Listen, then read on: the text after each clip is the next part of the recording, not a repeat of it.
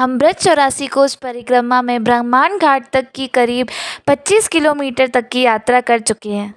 आज हम निकल रहे हैं ब्रह्मांड घाट से 84 खंबा की ओर, जो लगभग 5 किलोमीटर तक की यात्रा है। ब्रह्मांड घाट से 84 खंबा के बीच में पड़ता है उकल बंधन, जहाँ भगवान कृष्ण ने लीला की थी। उकल बंधन लीला दीपावली के शुभ दिन हुई थी। भक्ति के मार्ग पर आगे बढ़ने के लिए कार्तिक माह को सबसे अनुकूल माना जाता है। माता यशोदा ने दीपावली के अवसर पर अपनी दासियों को छुट्टी दे दी थी और उन्होंने स्वयं ही मक्खन मथने का कार्य संभाला था। नन्हे कृष्ण, जो उस समय केवल 2 वर्ष 3 महीने के थे, को भूख लगी। भगवान कृष्ण चाह रहे थे कि माँ यशोदा दूध का मथना बंद कर दें और उन्हें दूध पिला दें। माता यशोदा ने कृष्ण को गोद में लिया और उन्हें दूध पिलाना शुरू कर दिया। वह मुस्कुराई और अपने बच्चे भगवान कृष्ण का मुख देखकर प्रसन्न हो रही थी। दूसरी तरफ चूल्हे में दूध उबलने लगा था। यशोदा मैया ने कृष्ण को जमीन पर बैठाकर दूध संभालने लगी। यह सब देखकर भगवान कृष्ण क्रोधित हो गए, क्योंकि उन्हें भूख लगी थी। भगवान कृष्ण ने मटकी को फोड़ा और उसमें से मक्खन निकालकर खाने लगे। वापस लौटकर यशोदा मैया ने मटकी की हालत देखी। मक्खन बिखरा पड़ा था। मैया समझ गई कि यह सब कृष्ण का खेल है। मैया ने पूरे घर में कृष्ण को ढूंढा, वह नहीं मिले। काफ़ी देर ढूंढने के बाद मैया ने देखा कि लाला तो एक मटकी से मक्खन निकाल रहा है और बंदरों को खिला रहा है। कृष्ण को डर था कि माँ ना आ जाए और उनकी चोरी ना पकड़ लें, इसीलिए इधर उधर देख रहे थे। भगवान कृष्ण ने देखा कि मैया छड़ी लेकर आ रही हैं। मैया को देखकर कृष्ण तेजी से भागने लगे।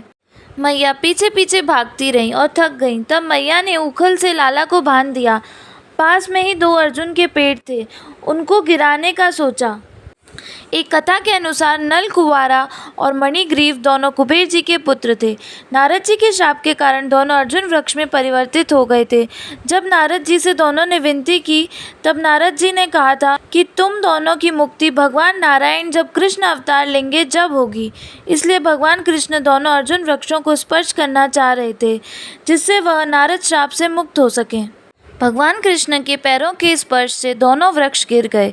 वहाँ पर नल कुंवारा और मणिग्रीव नाम के दोनों युवक प्रकट हो गए। भगवान कृष्ण की आराधना करने लगे और अपने दिव्य स्थान को चले गए। उसी स्थान को उकल बंधन के नाम से जाना जाता है।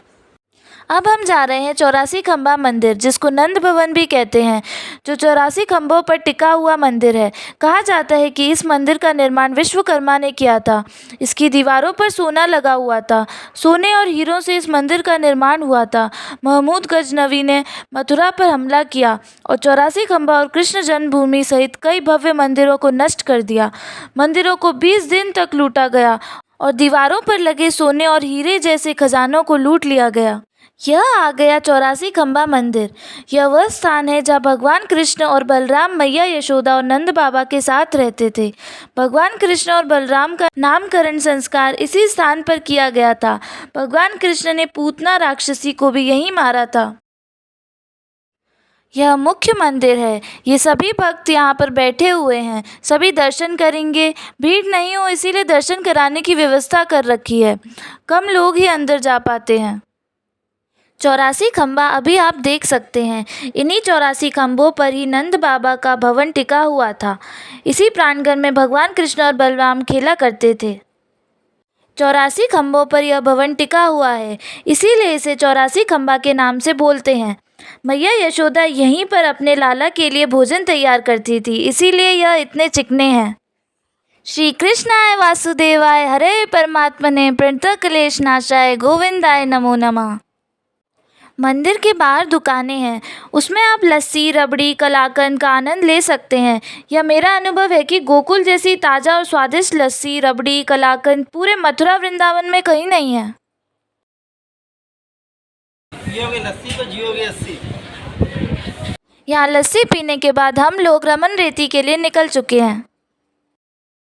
हमारी वीडियो को आप लाइक कीजिए, कमेंट कीजिए, शेयर कीजिए और हमारे चैनल को सब्सक्राइब कीजिए प्लीज़। जय श्री राधे, हर हर महादेव।